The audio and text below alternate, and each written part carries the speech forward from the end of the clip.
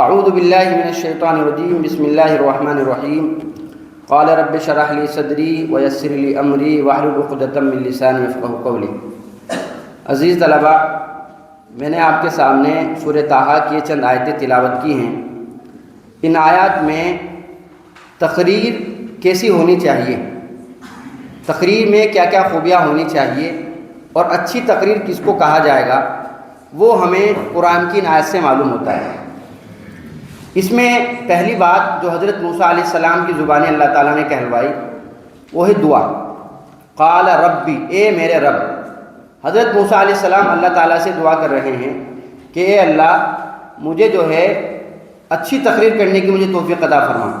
تو سب سے پہلا کام یہ ہوتا ہے مقرر کا، آپ کہیں بھی تقریر کرنے جائیں، اور مسلمان کا شیوا ہے یہ کہ وہ کوئی بھی کام کرے دنیا کا، چھوٹا ہو بڑا ہو، اہم ہو غیر اہم ہو، اس میں اسے اللہ سے دعا کرنی چاہیے۔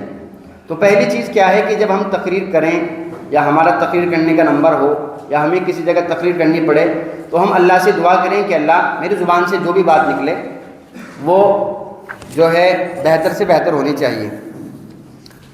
دوسری بات جو ہمیں قرآن کی اس آیت سے معلوم ہوتی ہے وہ ہے، دیکھیے، رب شرح لی صدری، اے اللہ میرا شرح صدر فرما دیجیے۔ اب یہ شرح صدر کیا ہوتا ہے؟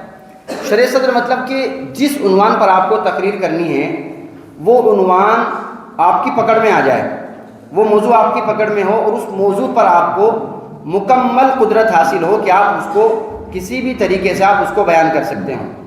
اب یہ کیسے حاصل ہوگا؟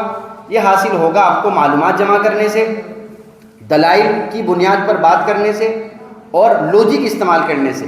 تو آپ کی تقریر معلومات سے بھرپور ہو، دلائل عقلیہ اور دلائل نقلیہ سے بھرپور ہونی چاہیے۔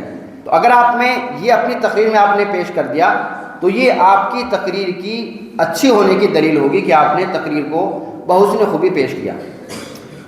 تیسری بات جو ہمیں ان قرآن کی آیت سے معلوم ہوتی ہے وہ اگلی آیت ہے، وَيَسِّرْ لِي أَمْرِي، وَيَسِّرْ لِي أَمْرِي، اے اللہ جو بات میں لوگوں کے سامنے پیش کروں وہ میرے لیے آسان فرما دیجیے۔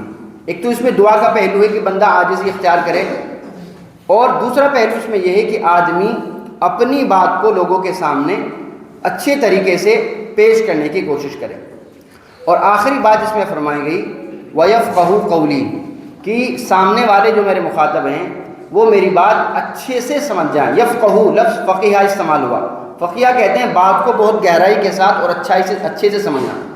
تو تیسری جو بات اس میں کہی گئی ہے اس دعا کے اندر وہ یہ ہے کہ یفقہو قولی، کہ لوگ میری بات اچھے سے سمجھیں۔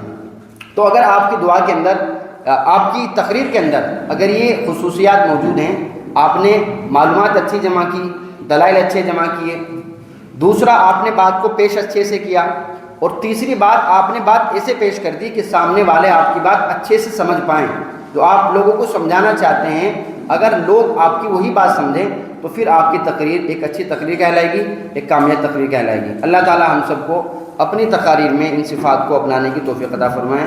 وآخر دعوانا الحمدللہ رب العالمین۔